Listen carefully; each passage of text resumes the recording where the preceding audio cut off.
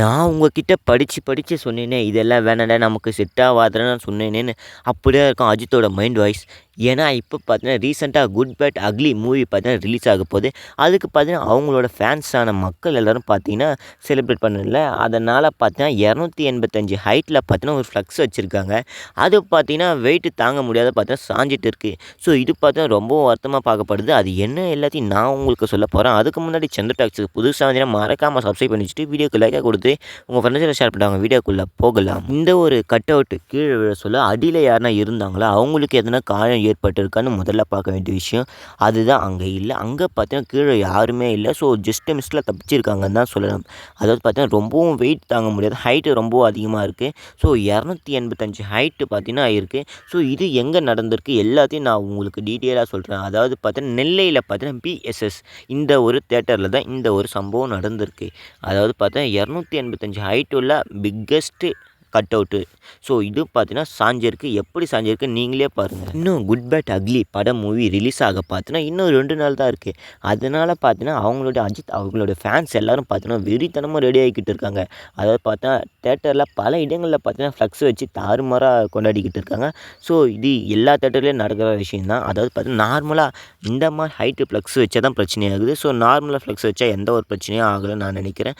So இந்த ஒரு படத்தை பொறுத்தவரைக்கும் எந்த ஒரு பிரச்சனையும் இல்லாமல் கம்ப்ளீட்டாக அப்படியே ரொம்ப நார்மலாக முடிஞ்சிட்டா நல்லாயிருக்கும். செலிப்ரேஷன் வந்து நல்லா இருக்கலாம். ஆனால் எந்த ஒரு ப்ராப்ளமும் வரக்கூடாதுன்னு நான் நினைக்கிறேன். நீங்கள் என்ன நினைக்கிறீங்க மறக்காமல் கமெண்ட்டில் சொல்லுங்கள். அஜித் அவங்களுக்கு பார்த்தீங்கன்னா இந்த மாதிரி எந்த ஒரு விஷயமும் பிடிக்காதுன்னு நான் நினைக்கிறேன். ஏன்னா இதுக்கு முன்னாடி அவங்களுக்கு கொடுத்த ஒரு செல்ல பேரான தலை அந்த ஒரு பட்டத்தை பார்த்தீங்கன்னா தூக்கி எறிஞ்சிட்டாரு.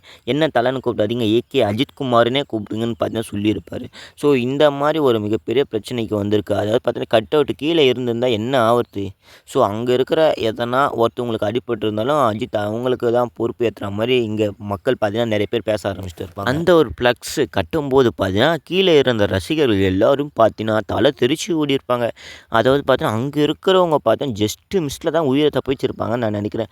அது மட்டும் விழுந்திருந்தாக்கா ஸோ யாருக்காவது மிகப்பெரிய இன்ஜுரி ஏற்பட்டிருக்குன்னு நான் நினைக்கிறேன். உயிர் மேலே பயத்தை வச்சுக்கிட்டு ஏன் இப்படிலாம் பண்ணுறாங்கன்னு தெரியல. ஸோ இவ்வளோ ஹைட்டுக்கு எதுக்கு நார்மலாக வச்சுருந்தாலே போதும். ஃப்ளக்ஸ் எல்லாரும் கொண்டாடுற மாதிரி இருந்தால் போதும். ஸோ இவ்வளோ ஹைட்லாம் ரொம்ப ஓவர்ப்பா இந்த மாதிரி சொல்கிற மாதிரி தான் இப்போது சோஷியல் மீடியாவில் வைரலாக போய்கிட்டு இருக்குது இந்த ஒரு மீம்ஸ் எல்லாம். இதுக்கு முன்னாடியே பார்த்தீங்கன்னா அஜித்குமாருக்கு இந்த மாதிரி ஒரு சம்பவம் நடந்திருக்கு. அதாவது பார்த்தீங்கன்னா 2019 பார்த்தீங்கன்னா ஒரு மூவி ரிலீஸ் ஆக பார்த்தீங்கன்னா பால் அபிஷேகம் பண்ண சொல்ல பார்த்தீங்கன்னா அந்த ஒரு கட் அவுட்டு பார்த்தீங்கன்னா கீழே விழுந்திருக்கு.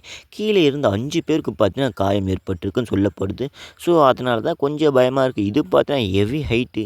ஸோ இது உயிரிழந்திருந்தால் எப்படியும் ஒரு ஆளாச்சு உயிர் வைக்கிறதுக்கு ரொம்பவும் இதுவாக இருந்திருக்குன்னு நான் நினைக்கிறேன். நீங்கள் என்ன சொல்கிறீங்கன்னு மறக்காமல் கமெண்ட்டை சொல்லிட்டு வீடியோ பிடிச்சா மறக்காமல் லைக்கை கொடுத்துட்டு உங்கள் ஃப்ரெண்ட்ஸுக்கெல்லாம் ஷேர் பண்ணுறேங்க. ஸோ ரசிகர்களாக இருக்கலாம். ஆனால் இந்த அளவுக்குலாம் இருக்கக்கூடாதுங்கப்பா. ஸோ நார்மலாக எப்படி செலிப்ரேட் பண்ணணுமோ நார்மலாக செலிப்ரேட் பண்ணிட்டு போகலாமே. இவ்வளோ ஏன் நம்ம பண்ணணும்? அந்த ஒரு ஆக்டர் பார்த்தீங்கன்னா அஜித்குமார் எதுவுமே எதிர்பார்க்கல.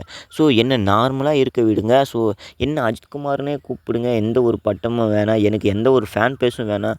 எப்பயுமே நீங்கள் இருக்கிற மாதிரி நீங்கள் உழைக்கிறீங்க, கஷ்டப்படுறீங்க. நீங்கள் நல்லா இருங்க. என்னையா இது பண்ணுறீங்க இந்த மாதிரிலாம் பண்ணிக்கிட்டு இருக்கீங்கன்னு ஸோ அவங்க சொல்கிற இது மாதிரி தான் ஓடிக்கிட்டு இருக்குது. ஸோ இந்த ஒரு வீடியோ நினச்சி நீங்கள் என்ன சொல்ல போகிறீங்கன்னு மறக்காமல் கமெண்ட்டில் சொல்லிட்டு வீடியோ பிடிச்சா லைக் கொடுத்துட்டு உங்கள் ஃப்ரெண்ட்ஸை ஷேர் பண்ணிட்டு சந்திர டாக்ஸை சப்ஸ்கிரைப் பண்ணி வச்சுங்க. அடுத்த வீடியோவில் வேறு ஒரு இன்ட்ரெஸ்டிங்கான கான்வர்சேஷனில் சந்திக்கலாம். பாய்.